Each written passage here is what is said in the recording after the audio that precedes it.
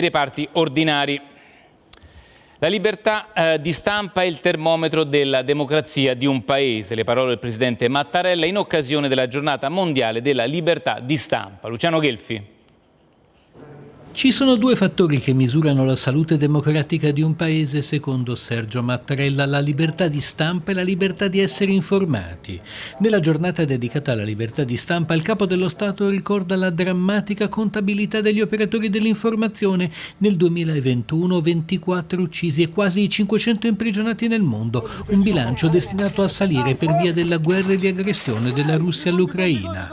Sui giornalisti e sulle loro condizioni di lavoro Mattarella richiama l'attenzione dell'opinione pubblica internazionale. Chi testimonia con le parole e le immagini paga un prezzo altissimo, scrive. Spesso paga con la vita l'essere stato testimone di verità, avere esposto fatti scomodi per i poteri costituiti.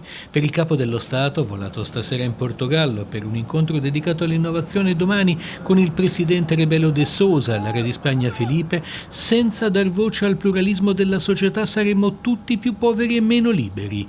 La libertà di espressione passa per il servizio di chi la rende effettiva come elemento di una cittadinanza consapevole.